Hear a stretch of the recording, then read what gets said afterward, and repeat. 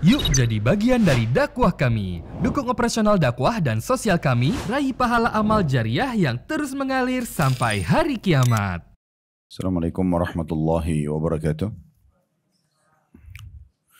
Alhamdulillah, selalu saja lisan kita memuji Sang Pencipta Allah.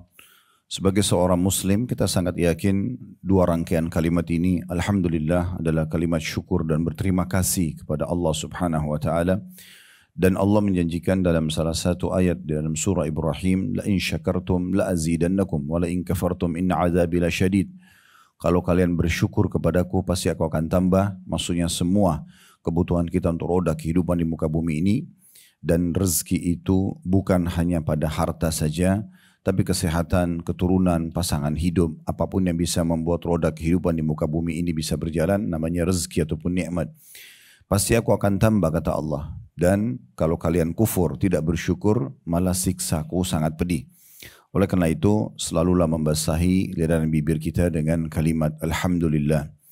Selanjutnya kita panjatkan salam hormat kita kepada utusan Allah Nabi besar Muhammad sallallahu alaihi wa alihi wa sahbihi wasallam, sebagaimana Allah telah perintahkan kita untuk mengucapkan salam hormat tersebut, dan sebagai balas jasa 23 tahun dari masa hidup beliau dihabiskan untuk agama ini. 13 tahun di Mekah, semuanya dengan hinaan, cacian, puncaknya diusir dari kampung halamannya Mekah. Dan kita tahu betapa pedihnya orang kalau diusir dari kampung halamannya, dan 10 tahun fase Madinah, semuanya penyempurnaan agama ini, sampai akhirnya kita bisa menikmati sebagai panduan hidup kita. Baik, melanjutkan bahasan bedah buku kita, ibu-ibu sekalian, meraih pahala besar dengan amalan ringan, yang ditulis oleh Muhammad Khair Yusuf, dan kita masih dalam bab yang sama, bab masalah sedekah dan infak. Kita sudah sempat bahas poin pertama dalam sedekah dan infak pada saat itu pertemuan, khusus menjelaskan tentang keutamaan sedekah dan bagaimana kita harusnya sebagai seorang muslim memahami kalau sedekah itu tidak akan pernah mengulangi harta seseorang. Sebagaimana sabda Nabi SAW, ma naqasa malun min sadaqah, tidak akan berkurang harta seseorang hamba karena sedekah. Jadi kalau kita dalam Islam diajarkan agar mendahulukan keimanan kita. Kalau kita memiliki misalnya 10 juta rupiah, lalu kita keluarkan 1 juta rupiah, kalau orang kapitalis akan mengatakan berkurang. Akal manusia akan mengatakan berkurang. 10 juta dikurangi 1 juta berarti uang saya sisa 9 juta. Kalau dalam Islam tidak seperti itu. 1 juta itu tidak dianggap pengeluaran, tapi dianggap sebuah investasi. Sebuah hal yang kita berikan kepada Allah Subhanahu wa Ta'ala, sang pemilik semua kerajaan langit dan bumi ini, dan Allah akan ganti minimal 10 kali lipat. Bisa saja kesehatan, bisa keturunan, bisa kebahagiaan, bisa juga harta. Apa saja Allah bisa berikan dari balasan tersebut. Oleh karena itu seorang muslim dan muslimah yang sudah belajar masalah ini tidak akan pernah ragu dan perhitungan dalam masalah sedekah. Karena ini bukan pengeluaran, tapi ini investasi. Ini sesuatu yang sangat baik yang harusnya dia berikan di jalan Allah Subhanahu wa Ta'ala. Kalau seandainya seseorang di antara kita memiliki uang misalnya 100 juta rupiah. Ada teman kita mengatakan, saya punya usaha roti misalnya atau kue-kuean, modalnya butuh 10 juta. Nanti akan saya bagi hasil misalnya 50% dengan kamu setiap akhir bulan. Karena kita tahunya itu adalah investasi. Oh, ternyata kalau saya keluarin 10 juta, ini bukan hilang kok. Ini saya akan dapat kembali. Apakah modal ataupun ada tambahan hasilnya. Nah seperti itu. Kalau sama manusia saya kita bisa yakin, bagaimana dengan Allah Subhanahu wa Ta'ala. Di saat Allah menurunkan firman-Nya, man dzal ladzi yuqridullaha qardan hasanan fayudha'ifahu lahu adha'afan katsira. Siapakah yang mau meminjamkan kepada Allah dengan pinjaman yang baik, maka Allah akan lipat gandakan berlipat-lipat balasan dari apa yang dia keluarkan. Maka seorang sahabat namanya Abu Dahdah radhiyallahu anhu datang kepada Nabi SAW dan berkata, ya Rasulullah, apakah Allah akan meminjam dari kami? Adakah investasi sama Allah? Kata Nabi SAW, iya. Maka dia pun memberikan, menyedekahkan di jalan Allah kebun kurmanya yang berisi dengan 600 kurma, 600 pohon kurma. Tentu sampai sekarang Bapak Ibu sekalian, terutama ibu-ibu karena mayoritas kita hadir ibu-ibu, maka kita perlu tahu di negeri Arab kalau orang hanya memiliki rumah luas, mobil mewah itu masih biasa saja. Orang kaya di sana itu kalau memiliki kebun kurma, ya, karena memang kebun kurma ini perawatannya sangat rumit, biaya yang dikeluarkan besar, dan memang juga hasilnya nanti akan besar. Karena pohon kurma termasuk salah satu pohon yang berumur panjang dan selalu saja menghasilkan. Mirip kalau kita kelapa di Indonesia, ya.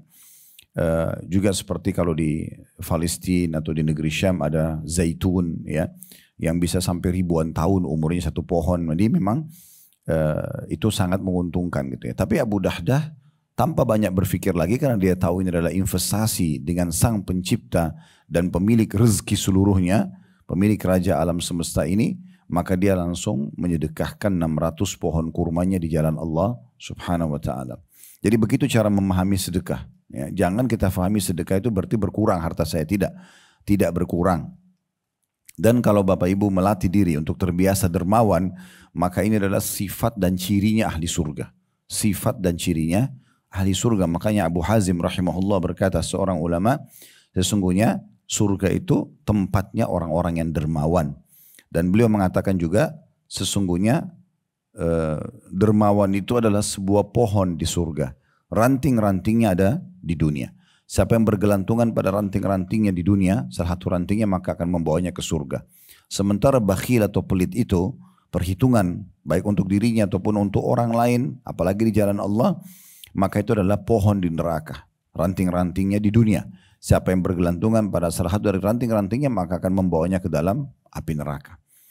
Banyak sekali permasalahan tidak selesai Bapak Ibu sekalian, tapi bisa selesai dengan sedekah. Abdullah bin Abbas radhiyallahu anhu, sahabat Nabi yang mulia, mengatakan, kalau aku melihat doaku masih belum diijabah atau permasalahanku belum selesai, maka aku sengaja keluar mencari kantong-kantong sedekah yang aku bersedekah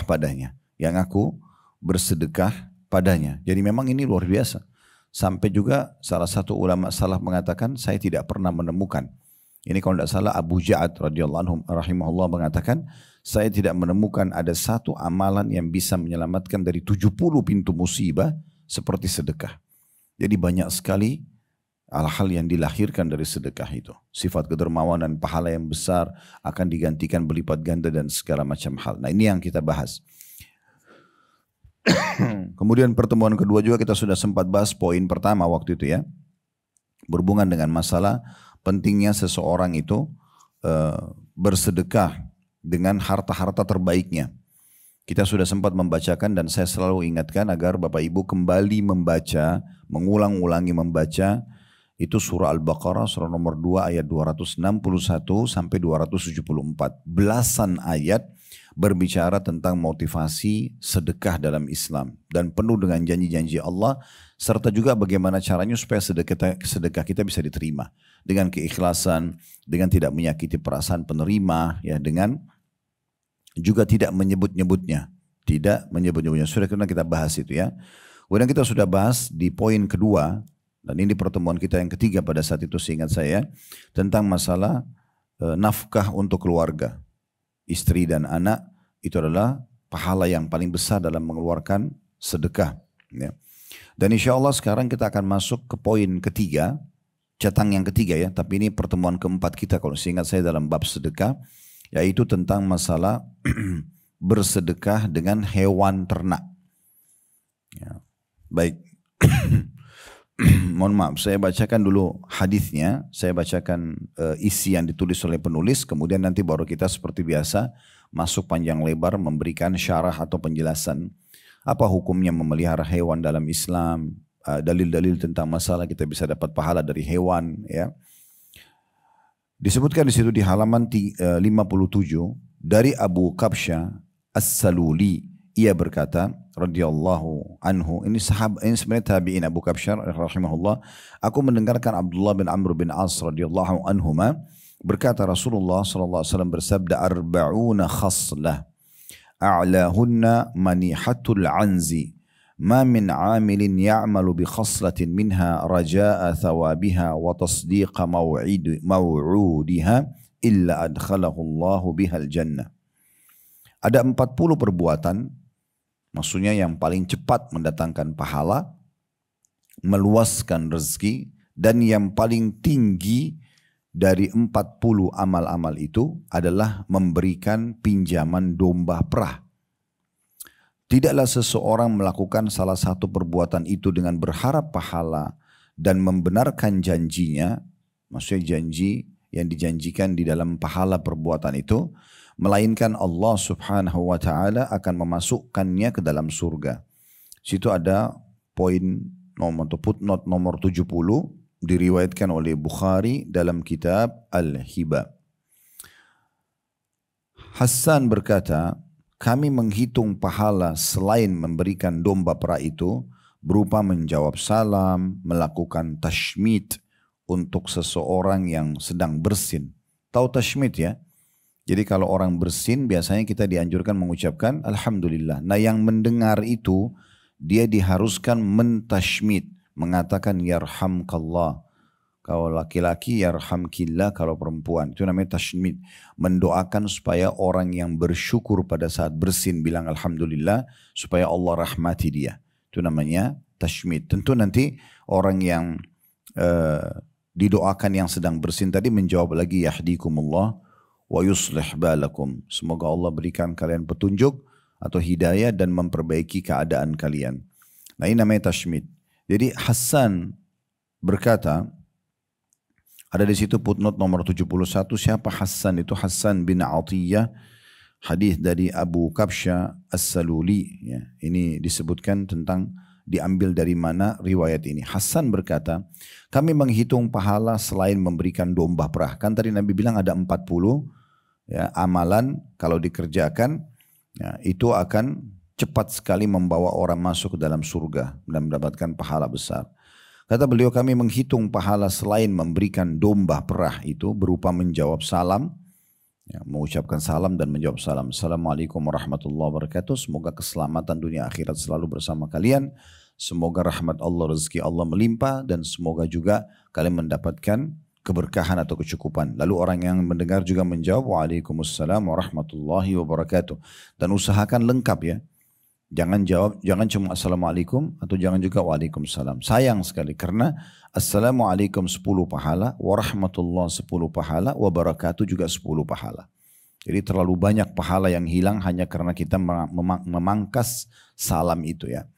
Itu termasuk amalan dari 40 amalan yang disebutkan dalam hadis. Begitu juga tashmid tadi, mendoakan orang yang mengucapkan alhamdulillah saat bersin dan menyingkirkan duri atau semacamnya dari jalanan. Jadi kalau kita lihat ada duri, ada kayu, ada batu bisa berbahaya bagi orang. Sunnah Nabi SAW adalah kita mengangkat ini tanda-tanda keimanan. Itu salah satu amalan-amalan ringan yang bisa dikerjakan dan pahalanya besar. Sampai kata Nabi SAW, aku diperlihatkan salah satu orang dari umatku. Dia menikmati istana-istanahnya di surga hanya karena pernah memindahkan sesuatu yang berbahaya dari jalan yang bisa membahayakan orang lain. Tapi kata Hassan, kami tidak sanggup mencapai 15 perbuatan. Maksudnya 40 yang disebutkan dalam hadis itu tidak dirincikan oleh Nabi alaihi salatu wassalam. Beliau hanya mengatakan ada 40 amalan yang kalau orang kerjakan ikhlas karena Allah dan juga mengejar keutamaan daripada amal itu, maka dia akan masuk ke dalam surga. Nah, tapi Nabi SAW sebutkan cuma satu. Dan yang paling tinggi dari amalan-amalan itu adalah meminjamkan domba perah. Ya, diberikan lalu orang menikmati dan mengambil susunya. Di situ disebutkan di bawah, nanti akan kita lebih jauh jelaskan ya. Ini masih saya bacakan dulu. Kita akan masuk ke syarah dan penjelasan lebih jauh nanti insya Allah. Al-Maniha ada di paragraf terakhir ya, di bawah perkataan Hassan rahimahullah. Adalah domba atau kambing yang engkau berikan pada orang lain lalu ia memerah susunya kemudian dia mengembalikan lagi kepadamu. Jadi hanya sekedar berbagi susu domba yang diperah langsung oleh satu keluarga, satu orang yang dia bisa menikmati dan akhirnya hilang rasa dahaga dan laparnya. Baik, kita masuk dulu kepada faedah daripada hadis yang baru saja kita bacakan.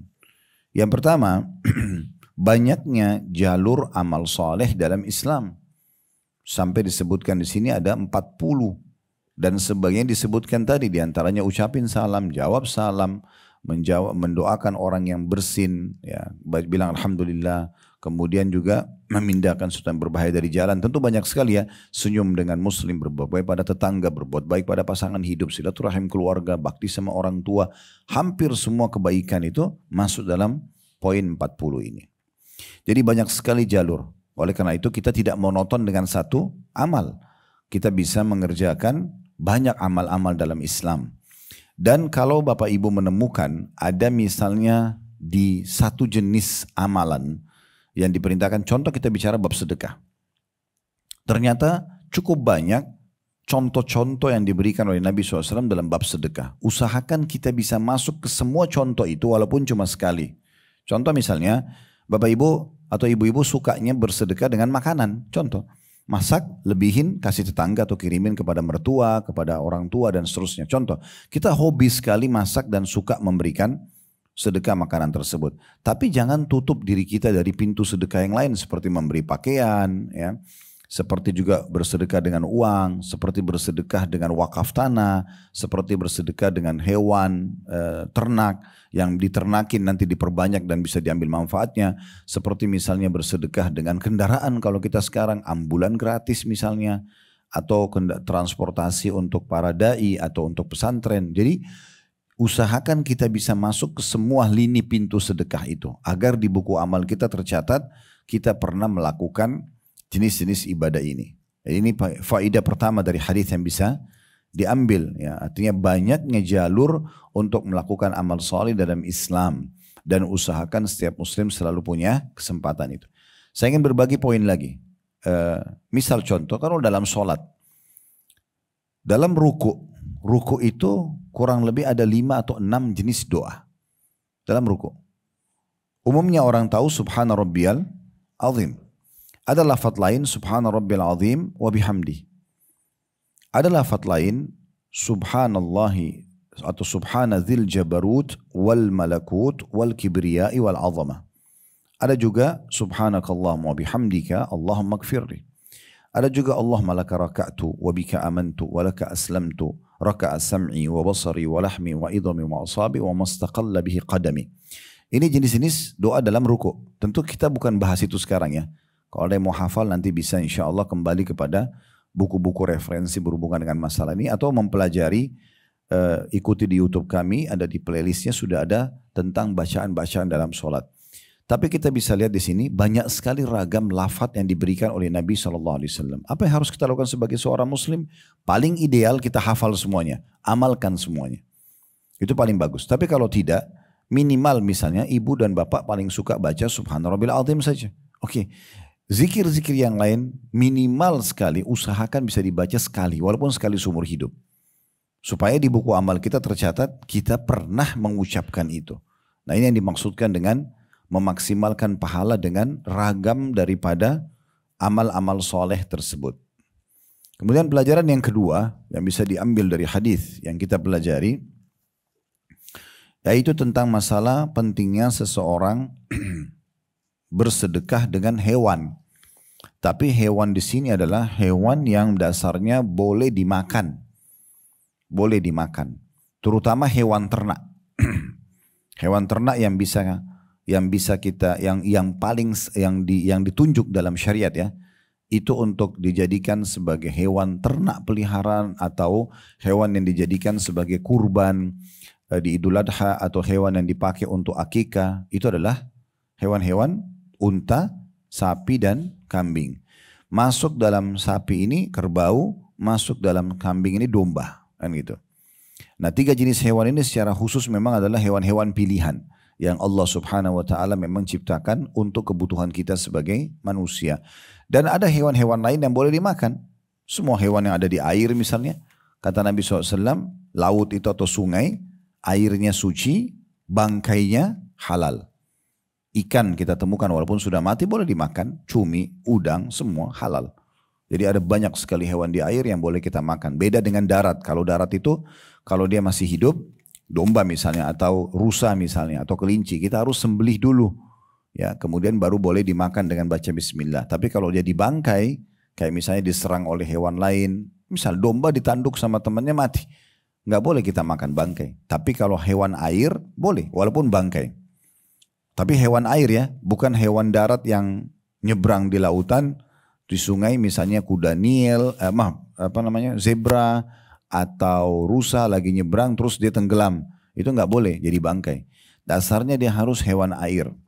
Contoh, kemudian juga banyak hewan-hewan lain yang dihalalkan dari jenis burung-burungan misalnya selama tidak menyerang dengan cengkramannya seperti elang ya. Tapi kalau burung merpati, burung-burung lain itu ada yang dibolehkan dalam Islam. Jadi cukup banyak jenis-jenis hewan yang dihalalkan, tetapi memang syariat menunjuk 3 jenis hewan ini untuk beberapa aktivitas ibadah kita. Nah, salah satunya adalah hewan ini boleh Bapak Ibu nyumbang. Misalnya beli 2 ekor domba, jantan dan betina, sumbangkan ke satu pesantren. Ini nanti pesantren itu kebetulan punya peternakan. Ini sebagai amal buat saya sama keluarga saya aja. Nanti kita niatkan begitu saja, Allah SWT akan mudahkan memberikan keberkahan. Nanti mungkin akan beranak pianak jadi banyak keturunannya terus saja. Nah ini selalu selama itu ada jadi amal jariah buat kita. Gitu kan?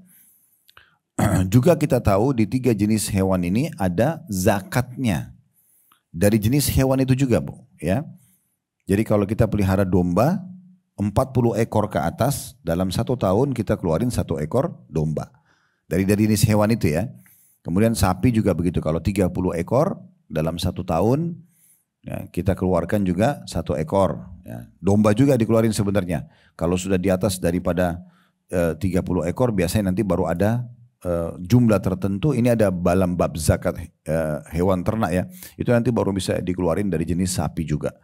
Begitu juga dengan unta, kalau 5 ekor, kalau sapi, kambing tadi kan 40 ekor dalam 1 tahun, kalau sapi 30 ekor, kalau unta 5 ekor dalam 1 tahun, maka akan dikeluarkan zakat dari hewan itu sendiri. Nah beda dengan hewan-hewan yang lain, kayak misalnya Bapak Ibu punya kuda nggak ada zakat dari kudanya ya. Dia apalagi kalau kita tunggangin aja, misalnya kita pakailah kuda itu ya, mungkin Bapak Ibu punya villa, terus di villa itu dibeli 1 ekor kuda dipakai kalau datang untuk anak-anak misalnya pakai, itu nggak ada zakatnya. Beda kalau domba, sapi sama unta, ini kalau dipelihara maka akan ada zakat dari jenis hewan itu sendiri. Kalau kuda, yang lainnya ikan, apa saja yang kita pelihara dan kita transaksikan jual beli, nah nanti yang masuk dalam zakat pendapatannya. Masuk dalam zakat pendapatannya. Jadi bukan dari jenis hewan itu sendiri.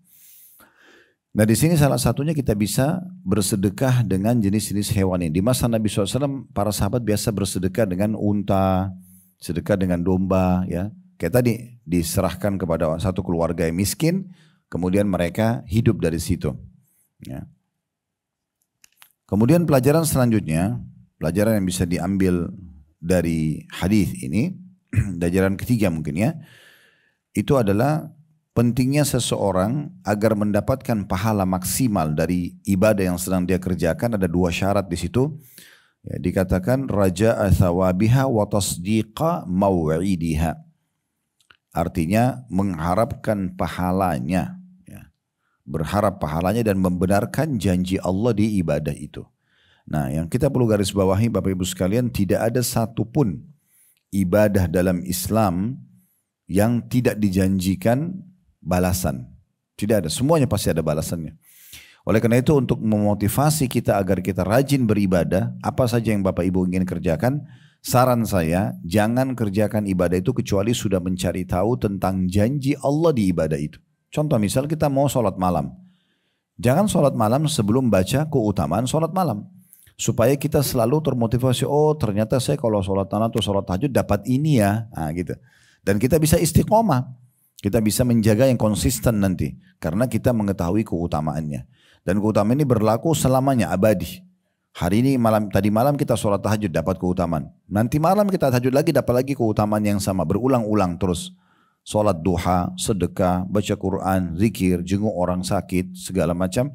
Semua pasti ada keutamaannya. Dan kita tidak boleh ragu dengan keutamaan itu. Benar nggak sih? Saya kalau sedekah nanti dapat rezeki. Loh memang sudah begitu janjinya. Ya. Dan tidak boleh orang bilang enggak, saya beramal ini saya enggak mau berharap balasannya. Enggak bisa. Kalau dari Allah kita harus berharap balasannya. Kita harus berharap balasannya. Ya, karena memang kita dijanjikan itu. Kalau kita kerja di satu perusahaan, Kita begitu yakin akan terima gaji di akhir bulan. Kenapa? Karena pemilik perusahaan tersebut orang yang bonafit misalnya. Atau orang yang memang betul-betul dia profesional. Dia akan memberikan kepada kita gaji kita segala macam. Kita akan kerja situ dan semangat. Itu kalau manusia, bisa saja dia berkhianat. Bagaimana dengan sang pencipta Allah subhanahu wa ta'ala? Harus kita ikuti dengan keyakinan. Sebagaimana juga sebaliknya, jangan pernah ragu dengan hukuman yang akan datang kepada para pelanggar. Itu enggak ada keraguan. Jangan Bapak Ibu bilang, itu tetangga saya orang banyak melakukan pelanggaran tapi belum dihukum kok. Begitu-begitu saja keadaannya. Enggak, akan datang hukuman. Ya. Dan kita tidak boleh ragu dengan masalah itu. Nah ini kurang lebih pelajaran-pelajaran yang bisa diambil dari hadis kita. Kita akan panjang lebar masuk sekarang ke syarah dan penjelasan tentang masalah hewan-hewan dalam Islam ya. Kedepannya insya Allah kita akan masuk ke cetang yang keempat ya. Dalam bab sedekah ini tentang masalah bersedekah kepada para janda, para orang-orang miskin dan para mujahid di jalan Allah. Nanti kita akan bahas itu di pertemuan akan datang secara khusus. Baik, sekarang kita masuk seperti biasa ke syarah atau penjelasan lebih jauh lagi tentang masalah hewan-hewan ini. Baik, bermula dari Islam, Bapak Ibu sekalian, menganjurkan dan menekankan kita agar selalu berkasih sayang sama manusia, ya, dan juga kepada makhluk-makhluk yang lain.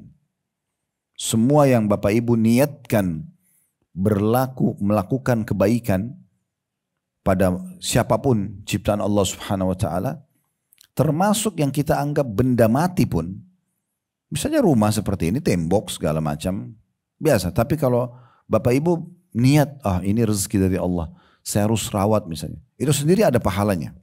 Ya. Jadi tidak ada yang sia-sia dalam Islam, apalagi kalau dasarnya dia bergerak, punya nyawa, ya. Manusia, hewan, nah ini semua tumbuh-tumbuhan, semua itu ada pahala, semua itu ada pahalanya, ya.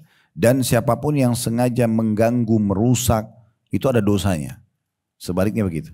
Misal contoh pohon nih, kalau kita rawat pohon itu, kita berikan air, segala macam, atau minimal kita tidak mengganggunya pada saat dia tumbuh, maka itu berpahala. Ya. Kata Nabi SAW, tidak ada orang yang menanam pohon, kemudian mengambil manfaat dari pohon itu, manusia, jin, hewan-hewan, serangga, burung, segala macam, mengambil dari daunnya, buahnya, bernaung di bawah pohon itu, kecuali akan jadi pahala buat dia. Contoh, nah kalau ada orang iseng, berdiri di bawah sebuah pohon, sengaja dicabutin daunnya, tidak ada urusannya, dia tidak butuh dengan daun itu bisa dosa. Sama manusia kalau dijewer kupingnya, untuk apa dicabut daunnya? Untuk apa ditebang? Kan gitu. Makanya penghijauan itu bagus, itu bagian daripada anjuran agama kita. Kita nggak boleh mengganggu. Ya. Begitu juga dengan hewan-hewan sama. Ya. Kita harus menyayangi hewan-hewan tersebut. Ya. Kita harus harus pelihara sebenarnya.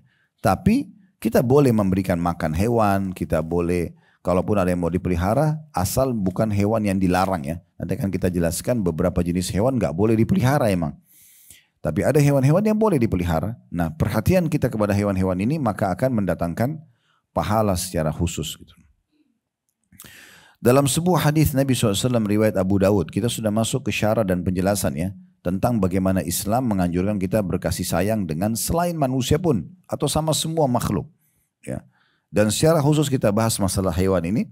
Kata Nabi SAW, ittaqullah fi hadhil bahaimil, ya, mu'jamati farkabuha salihatan waqluha salihah. Bertakwalah kalian kepada Allah, maksudnya takutlah kalian kepada Allah pada binatang-binatang ternak yang tidak bisa berbicara ini. Tunggangi, boleh dipakai punggungnya untuk ditunggangi dengan cara baik-baik, dan makan pula dengan cara baik-baik.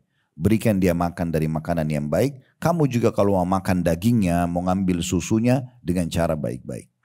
Ini perintah Nabi alaihi salatu wassalam di dalam hadis yang diriwayatkan oleh Abu Daud dengan sanad hasan. Dan Imam Nawawi rahimahullah menghususkan dalam kitab Riyadhus Shalihin beliau bab khusus berkasih sayang dengan hewan-hewan.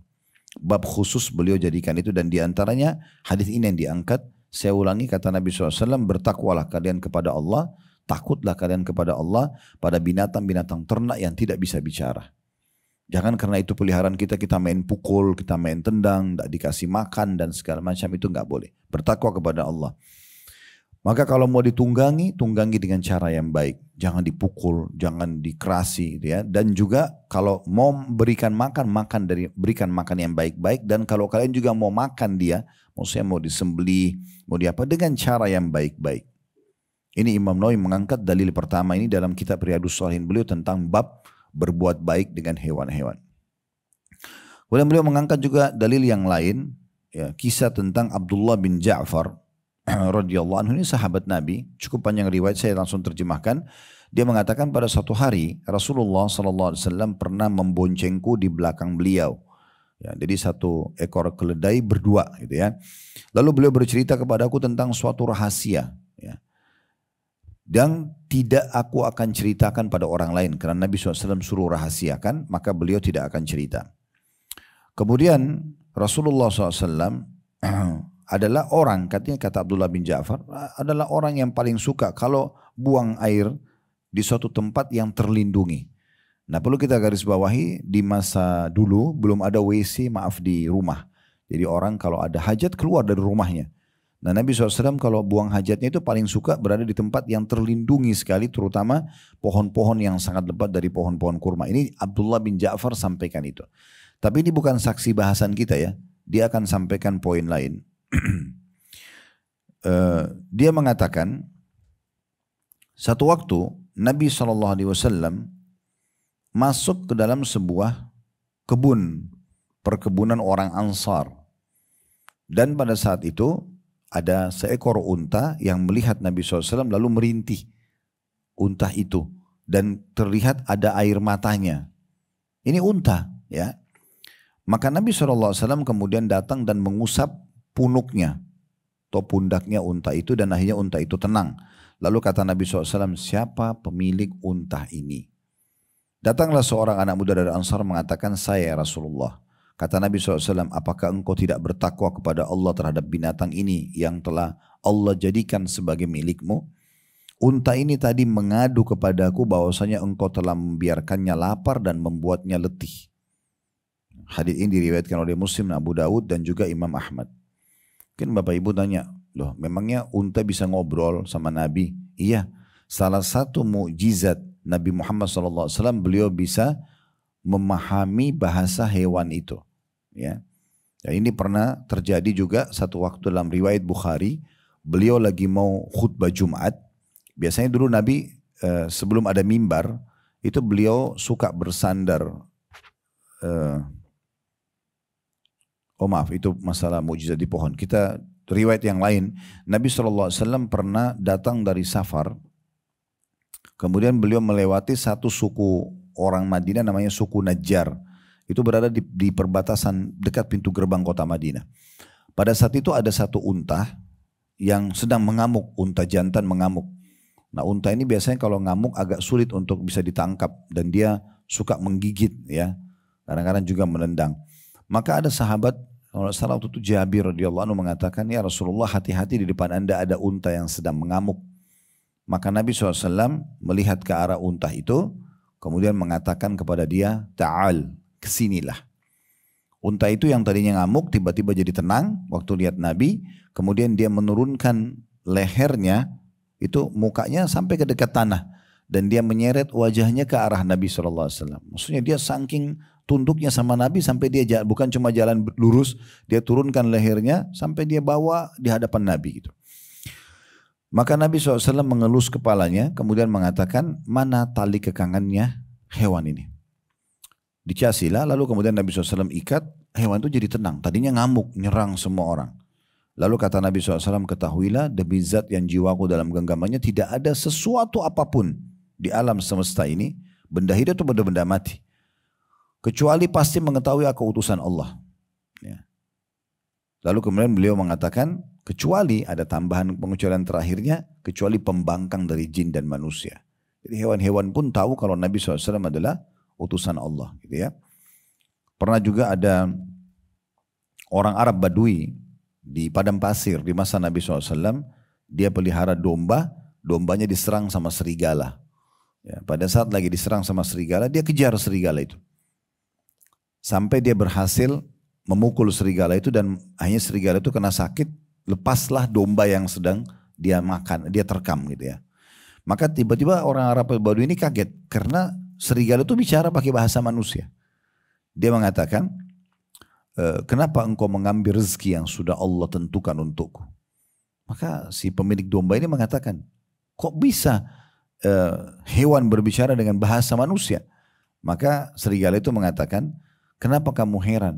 Sementara ada di kota Madinah, seseorang utusan Allah yang membawa kebenaran dari Allah, tapi orang masih mendustakannya.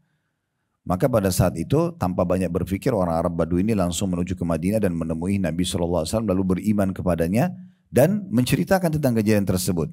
Sebagian sahabat sempat terdiam. Benar nggak sih serigala bisa ngomong pakai bahasa manusia? Maka kata Nabi SAW, ketahuilah aku, Abu Bakar sama Umar percaya dengan itu. Jadi memang ada terjadi dalam beberapa riwayat ada hewan. Tapi ini bukan berarti semua hewan bisa ngomong sama kita ya.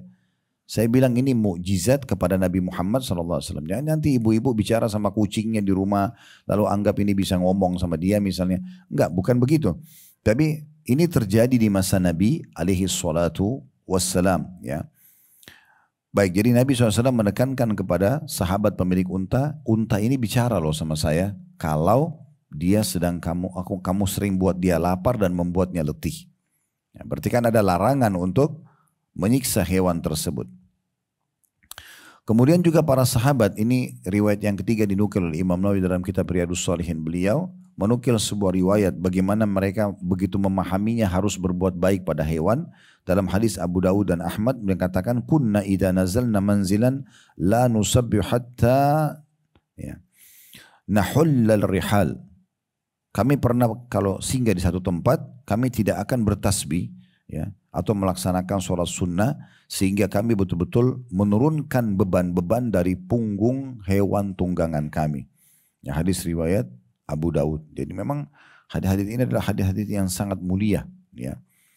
Syekh Utsaimin rahimahullah mengatakan menanggapi dalam syarah Riyadhus Shalihin berhubungan dengan 3 hadis yang diangkat oleh Imam Nawawi ini, dan Imam Nawawi ya menyusun bab khusus, bab namanya bersikap lemah lembut kepada binatang tunggangan, memperhatikan keperluannya dan perintah kepada orang yang tidak memberikan hak hewan untuk memberikan haknya, serta bolehnya membonceng di atas binatang tunggangan apabila binatang itu kuat.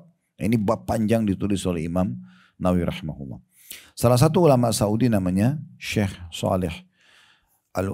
Muhammad bin Shalih Al-Utsaimin rahimahullah. Beliau sudah meninggal. Tadinya beliau salah satu ulama besar di Saudi. Beliau mengatakan dalam buku syarah Riyadhus Shalihin menanggapi perkataan Imam Nawawi dalam mengangkat 3 buah hadis tadi. Nabi SAW memerintahkan untuk berbuat baik pada hewan ternak.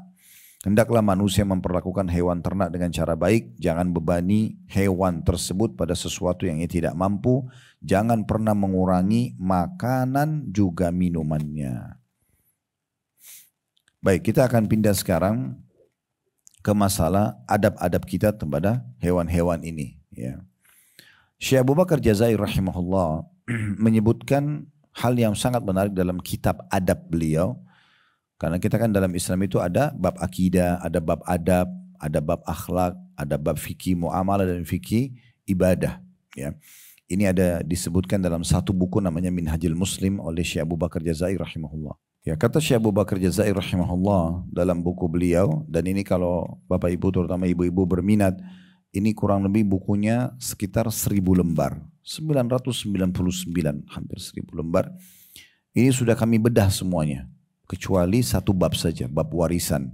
Dan insya Allah sudah ada di playlist YouTube kami. Ini bisa jadi kurikulum. Bisa jadi kurikulum. Harganya tidak lebih dari 200.000 rupiah. Hampir 1000 lembar. Kalau saya selalu sarankan buku beliau ini ada di rumah. Karena ini seperti kamus Islam. Ya. Insya Allah mayoritas yang Bapak Ibu ingin tanya tentang Islam, buka aja buku itu akan dapat. Jadi Masya Allah bukunya sangat lengkap. Ya. Namanya Minhajul Muslim. Salah satunya saya akan bacakan. Beliau sebutkan ada bab dalam bab adab, adab terhadap hewan. Nah, beliau mengatakan begini, seorang muslim harusnya beranggapan bahwa kebanyakan hewan adalah makhluk mulia, bukan terhina. Bukan untuk ditendang, dihina, nggak boleh. Itu ciptaan Allah SWT. Walaupun misalnya di mata kita buruk penampakannya, tetap aja dia ciptaan Allah Subhanahu Wa Taala. Maka dari itu ia menyayangi hewan tersebut karena Allah sayang kepada mereka. Terbukti Allah ciptakan makhluk itu. Dan ia selalu berpegang teguh kepada etika dan adab berikut ini. Yang pertama adalah memberinya makan dan minum apabila hewan itu lapar dan haus. Sebab Rasulullah SAW bersabda dalam sebuah hadis yang sahih diriwayatkan Bukhari, fi kulli kabidin ratabatin ajr. Di setiap denyut atau yang mempunyai hati yang basah, ya, itu terdapat pahala dalam berbuat baik kepadanya. Jadi hadis ini sebenarnya cukup panjang. Awal historinya mungkin tidak asing lagi buat kita. Ada seseorang, kata Nabi SAW di zaman dulu, kehausan. Seorang laki-laki kehausan. Kemudian saking dia hausnya, dia dapat sumur, dia turun lalu dia minum sampai dahaganya hilang. Pada saat dia keluar dari sumur itu, dia temukan ada satu ekor anjing yang lidahnya menjulur sampai ke tanah karena hausnya. Lalu dia bilang sama dirinya sendiri, sesungguhnya anjing ini telah tertimpa haus sebagaimana menimpahku. Gitu kan. Maka dia pun turun dengan mencabut satu sepatunya, kemudian diisi dengan air, lalu kemudian sampai Nabi rincikan ya, dan dia sambil menggigit sepatu itu dengan giginya supaya dia bisa naik di dinding kumur, kemudian dia memberikan minum anjing tersebut. Kata Nabi SAW, karena perbuatannya ini Allah Subhanahu Wa Taala maafkan kesalahannya dan memasukkan dia ke dalam surga. Padahal memberikan minum anjing, anjing hewan yang haram untuk dimakan, juga tidak boleh dipelihara. Ya. Jadi larangan ada, kata Nabi SAW, siapa yang memelihara anjing di rumahnya maka tidak akan atau akan berkurang setiap hari 2 gunung pahalanya. Dan juga dalam hadis Nabi SAW pernah mau masuk ke rumahnya lalu Nabi tunda. Setelah itu cukup lama baru boleh masuk. Kata Aisyah radhiyallahu anha, ya Rasulullah, kenapa anda tadi nggak masuk ke dalam rumah? Kata Nabi SAW, tadi bersamaku Jibril dan di depan rumah kita ada anjing. Jibril tidak mau masuk sampai anjing itu pergi. Ya. Jadi memang dalam beberapa, ada juga buku, seingat saya, subhanallah saya lupa judulnya, tapi kalau tidak salah 30 atau 33 rumah yang tidak dimasuki oleh malaikat. Ada judul buku begitu ya, kurang lebih. Saya lupa nama penulisnya, saya tiba-tiba teringat tadi ini. Itu salah satunya adalah rumah yang ada anjingnya disebutkan di situ.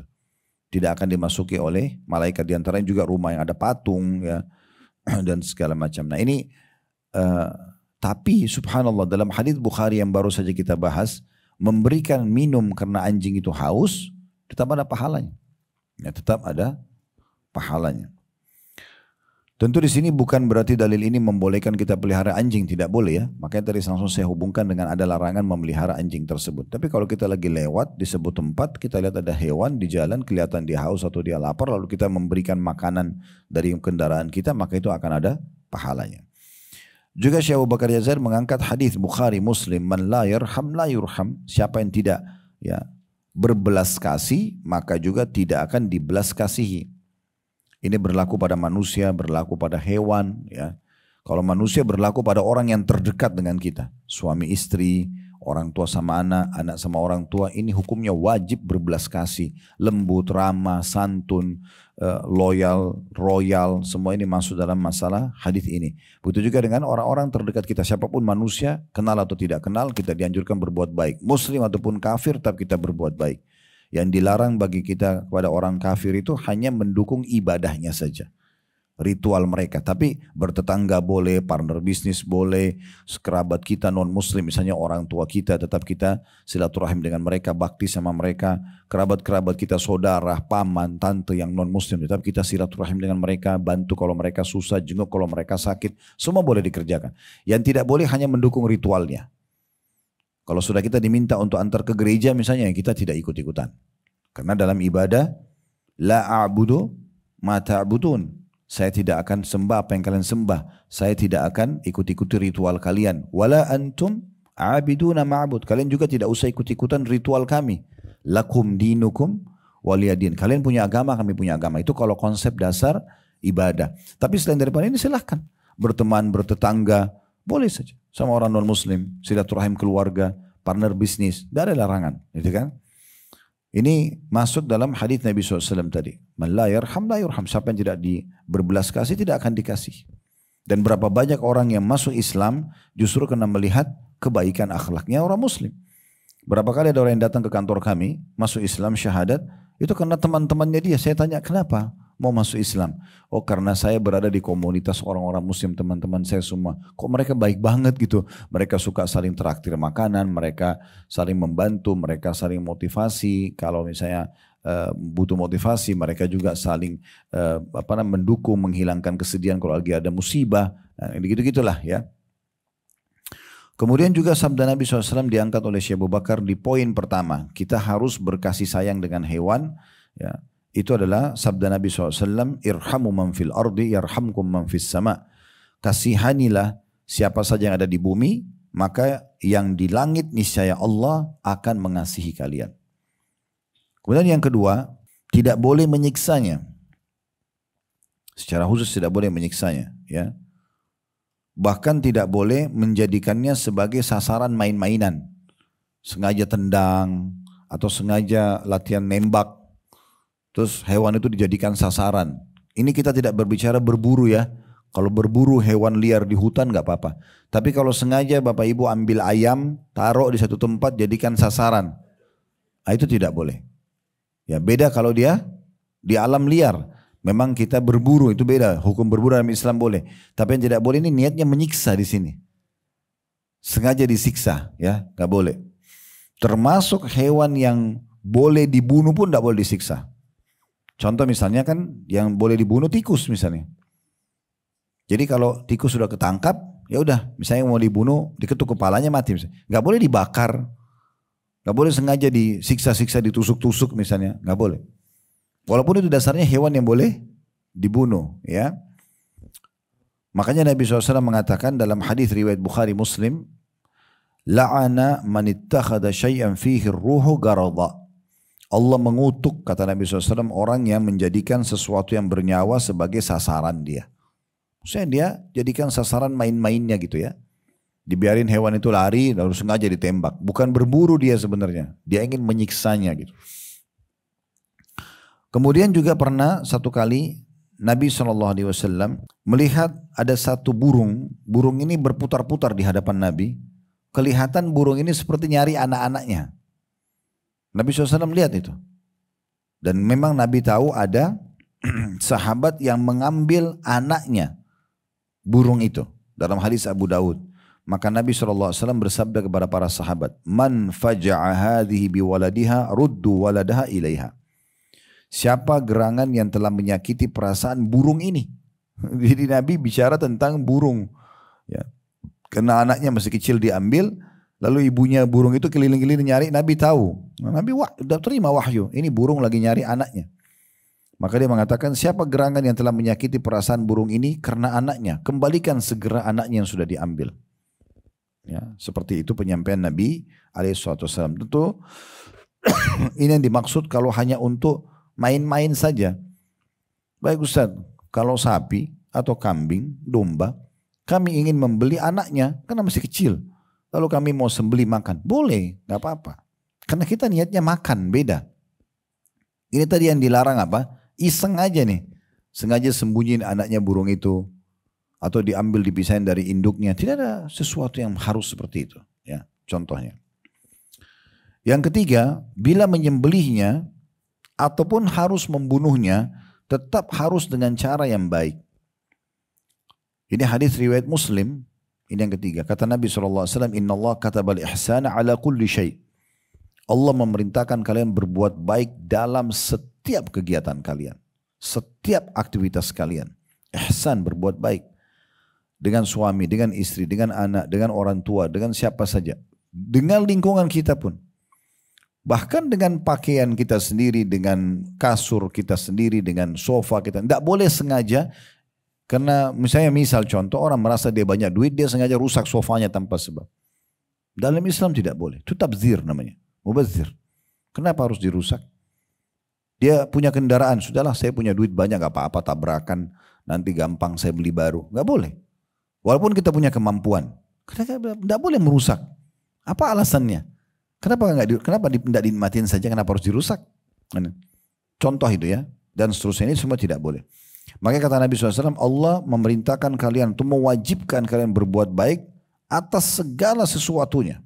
Apa saja. Jadi kalau bapak ibu terutama ibu-ibu di rumah ya, merawat sesuatu rumah, merawat benda di rumah itu bagian daripada agama. Kalau diniatkan kena perintah agama bisa berpahala. Ya. Kemudian kata Nabi SAW, فَإِذَا قَتَلْتُمْ فَإِذَا قَتَلْتُمْ فَأَحْسِنُوا الْقِتْلَ. Kalau kalian harus membunuh, bunuh dengan cara yang santun. Ini membingungkan juga, gimana caranya membunuh dengan cara yang santun. Dirincikan dalam hadisnya. Misalnya di medan perang. Sekarang kita ketemu musuh nih. Kalau kita harus membunuh misalnya, karena musuh pasti tembak-tembakan, ya, pasti saling menyerang, maka nggak masalah, kita boleh membunuhnya. Tapi kata Nabi SAW, kalau kan harus membunuh dengan cara yang baik.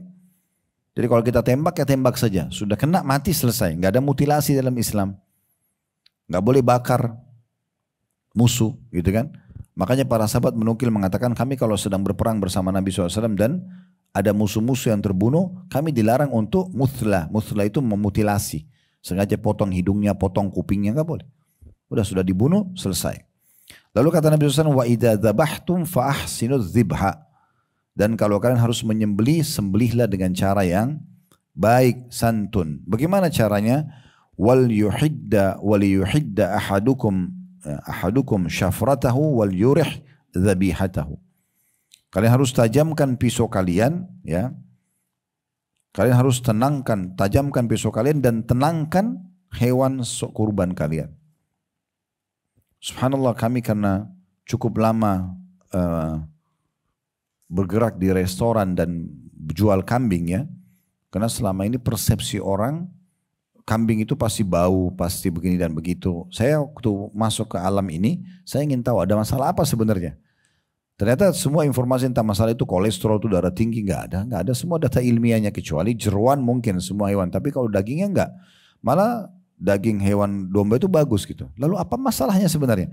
Ternyata salah satu sebabnya Bapak Ibu sekalian yang membuat dagingnya keras, dagingnya bau itu cara sembelihannya ya tidak sesuai dengan syar'i. Seperti misalnya sengaja hewannya diperlihatkan pisau pada saat mau disembelih ya, maka hewan itu stres lihat pisau ya. Makanya pernah di zaman Nabi SAW ada sahabat dia mau sembelih domba, ditidurin domba itu, lalu dia injak dengan satu kaki perutnya, lalu dia asap pisau sambil domba itu lihat. Apa kata Nabi SAW? Apa kau ingin membunuhnya 2 kali? Kenapa kau tidak lakukan pengasahan pisau ini sebelum kamu akan sembelih? Di masa Umar bin Khattab juga pernah beliau melihat ada domba lagi diseret oleh orang yang mau nyembelih, sampai domba itu teriak-teriak. Akhirnya Umar mengatakan, apa kau ingin membunuhnya 2 kali? Kenapa enggak digiring baik-baik? Kemudian ditidurkan tanpa dia sadari kalau dia akan disembelih. Ternyata itu berpengaruh sekali dengan kualitas dagingnya.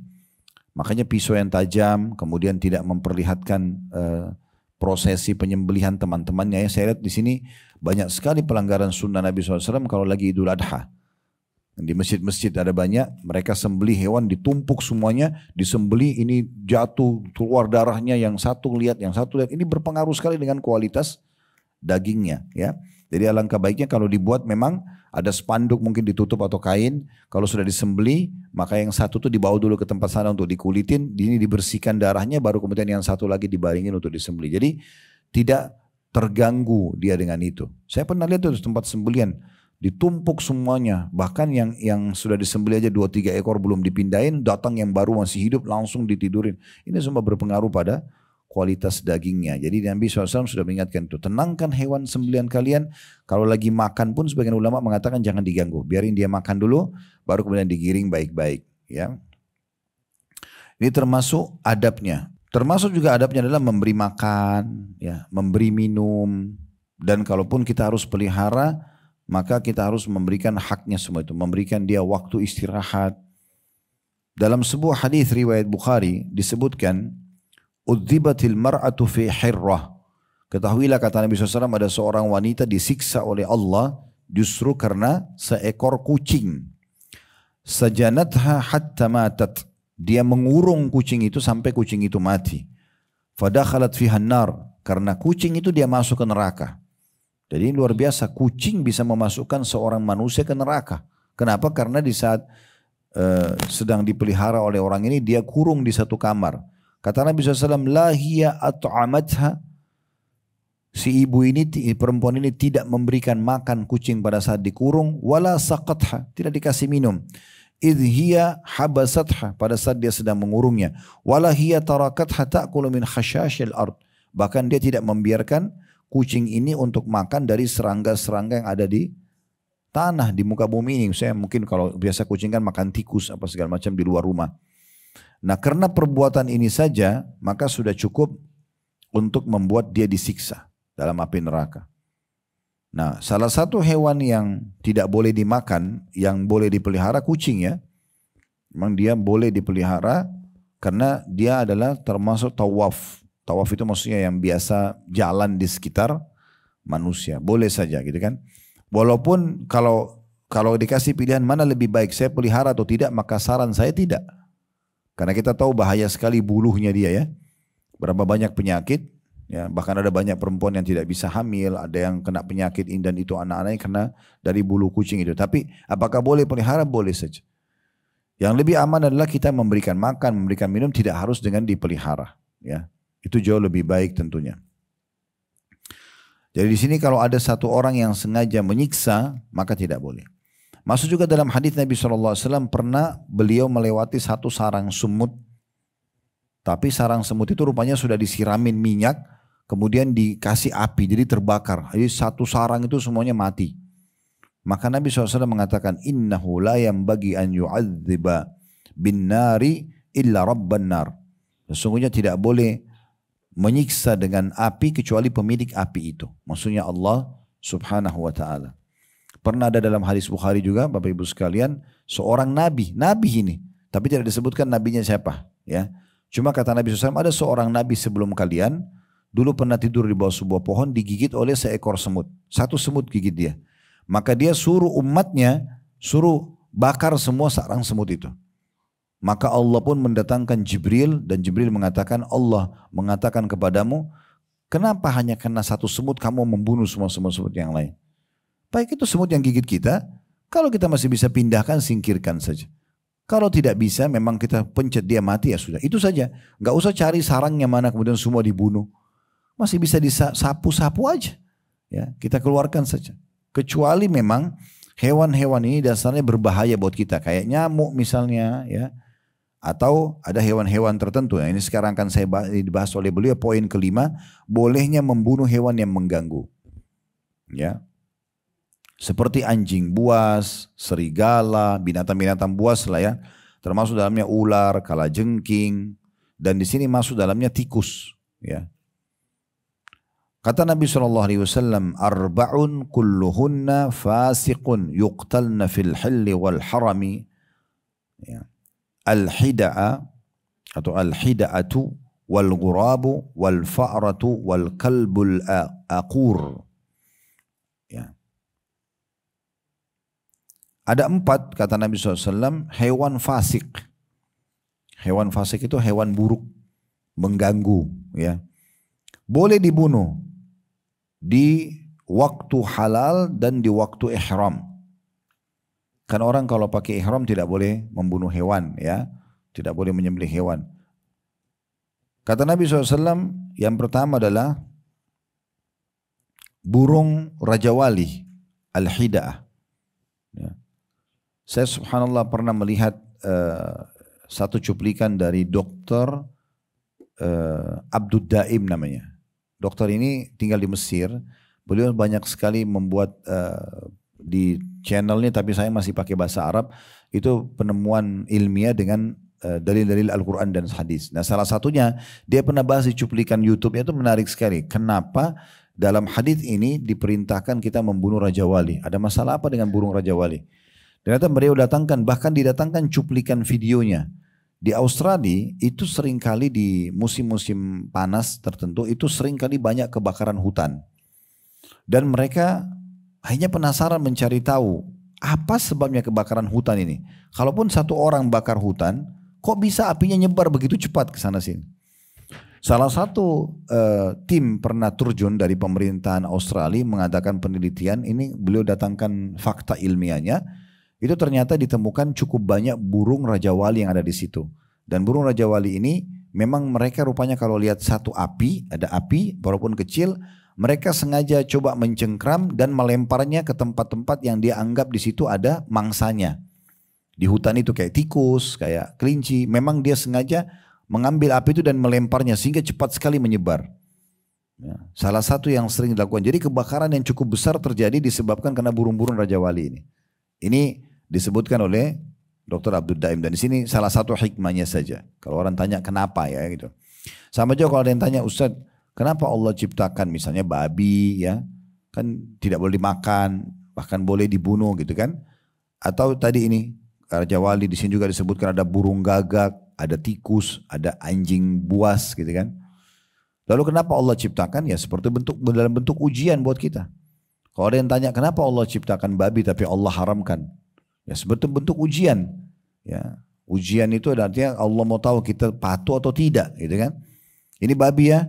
Bahasa Indonesianya babi, bahasa Arabnya khinzir, bahasa Inggrisnya ini, bahasa Jepangnya ini. Wow, semua ini loh, ini fotonya, ini videonya, ini suaranya. Jangan dimakan ya, ini ujian dari saya.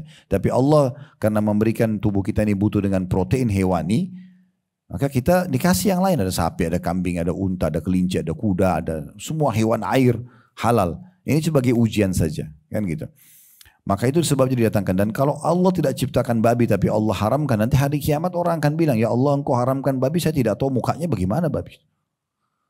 Saya tidak tahu seperti apa wujudnya, maka Allah ciptakan sebagai bentuk ujian. Nah sama juga di sini Allah menguji kita. Yang kedua adalah burung gagak yang putih bagian punggungnya. Itu disebutkan dalam hadis begitu.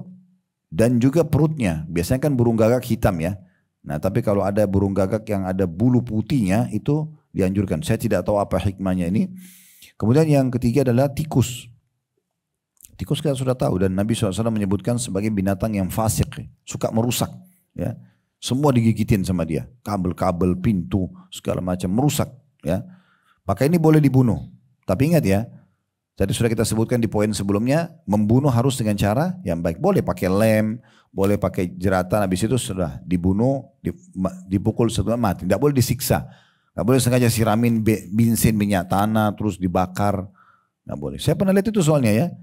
Nah dia mungkin jengkel sama tikus itu banyak rusak pintu di rumahnya maka disiksa. Tidak boleh. Tapi ini salah masuk hewan yang boleh dibunuh ya, tikus. Kemudian juga anjing buas. Anjing buas ya. Kalau anjing umumnya tidak mengganggu nggak usah diganggu. Tapi kalau sudah bisa menyerang orang sana sini itu termasuk hewan yang boleh dibunuh.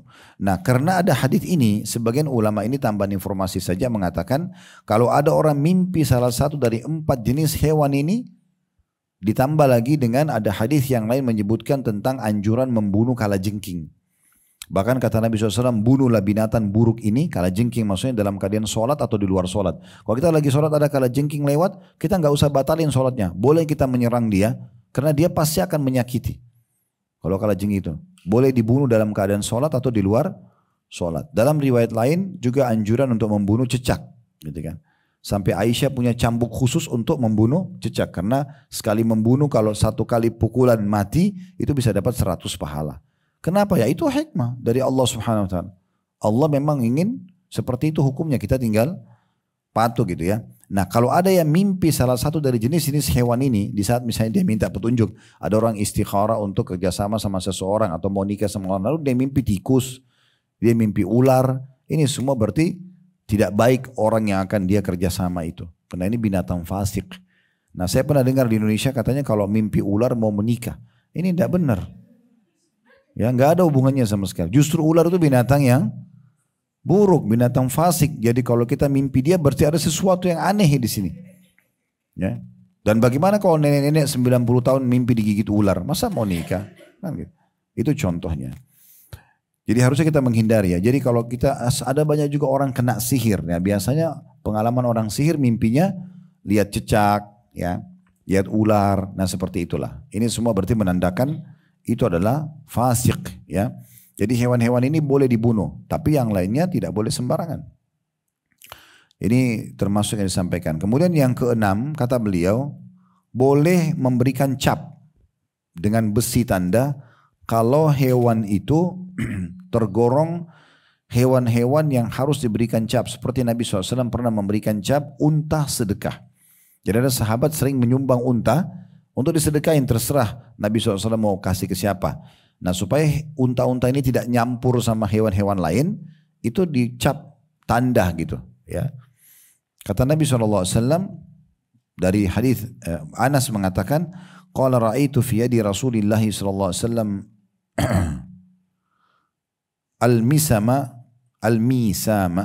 al-misama wa huwa yasimu ibal as-sadaqah. Aku melihat di tangan Nabi SAW ada alat cap. Jadi kayak besi itu ya. Ketika itu beliau sedang memberi tanda unta-unta sedekah. Lalu kata Syekh Abu Bakar mengatakan, sedangkan hewan selain yang tergolong na'am, unta, kambing atau sapi, yang kira-kira misalnya ada orang punya peternakan domba atau kambing atau sapi atau unta, dia khawatir nanti dombanya pindah atau tertukar dengan domba tetangganya. Seperti di Australia kan berdekat-dekatan tuh peternakan mereka. Nah ini boleh mereka kasih cap. Ya, biasanya dikasih cap. Kalau sekarang sih sudah lebih gampang, ada pewarna kayak pilox atau apa gitu ya. Nah, tetapi kata beliau, selain hewan unta, kambing sama sapi, ini nggak boleh diberikan cap. Nggak boleh dicap kuda misalnya dengan besi panas ya. Itu nggak boleh. Apalagi di daerah wajahnya. Karena Nabi SAW pernah melihat seekor keledai yang dicap bagian wajahnya dengan besi panas, maka beliau mengatakan, la'anallahu alladhi wasamah. Semoga Allah melaknat orang yang mencap dengan besi panas wajah keledai ini. Ya, jadi yang boleh hanya hewan ternak 3 jenis tadi ya, unta, sapi sama domba. Kemudian yang ketujuh beliau mengatakan yang perlu diperhatikan masalah adab dengan hewan, ya, mengenai mengeluarkan zakat hewan tersebut. Tadi sudah kita sebutkan, kalau domba kelipatan 40 dikeluarkan domba. Nanti ini ada bahasan sendiri masalah itu karena angka-angkanya ini sangat detail ya. Kemudian kalau sapi itu adalah 30 ekor dan sampai 1 tahun. Sama domba tadi 40 ekor sampai 1 tahun. Kalau unta 5 ekor sampai 1 tahun. Baru dikeluarkan dari jenis hewan itu.